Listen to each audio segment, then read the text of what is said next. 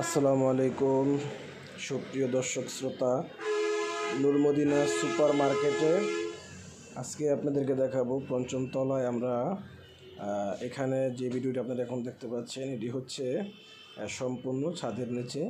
আমরা কিছুক্ষণ আগে দেখতে পেলেন, এখন এটা সম্পূর্ণ আমরা ক্লিন করিয়েছি। ক্লিন করানোর পর আমি একটু চেয়ারে বসে একটু বিশ্রাম করতেছিলাম। আসলে আমি খুব হয়রান হয়ে গিয়েছিলাম, সেই জন্য একটু চেয়ারে বসে বিশ্রাম করতেছিলাম। মার্কেটের কাজ যেহেতু চলতেছে, তো সেই ফাঁকে একটি ভিডিও দিলাম। আসলে আমাদের আগের চৌরাস্তা দেখুন কতটা সুন্দর জাঁকজমক ছিল, আসলে বলার মতো কোনো ভাষাই নাই। তো সেই জন্য একটা স্মৃতির পাতায় রয়ে যাবে ভিডিওটি। যাই হোক,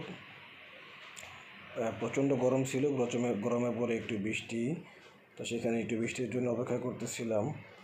তো এর ফাঁকে দিয়ে চিন্তা করলাম একটু ভিডিও করিয়ে নিই, যেহেতু ভিডিও করতে আমার খুবই ভালো লাগে, তাও মার্কেটের ভিডিও তেমন একটা করা হয় না, সেই জন্য একটি ভিডিও আমরা এখানে করে নিলাম। তো যাই হোক, খুব সুন্দরভাবে ক্লিন করিয়েছি, দেখেন কতগুলো ময়লা এখানে। আর ছাদের নিচ দিয়ে যেমন যে শিটগুলা উঠেছিলাম, সেই শিটগুলা কেমন দেখা যায় সেটা ওই পাশে যে ট্যাঙ্কিটা দেখছেন, এটা আমাদের আগের একটি পুরানো ট্যাঙ্কি। তো এখানে আমরা আবার আমাদের ছাদ থেকে একটা ভিডিও ফুটেজ নিলাম, বাইরের একটা দৃশ্য, আমাদের মার্কেট থেকে আসলে বাইরের দৃশ্যটা কেমন লাগে। ওইখানে আমাদের এই যে ইটগুলা দেখতে পাচ্ছেন, এগুলো আমাদের মার্কেটের দেওয়ালের ইটের গাঁথনির জন্য সেই ইটগুলো আমরা নিয়ে আসলাম।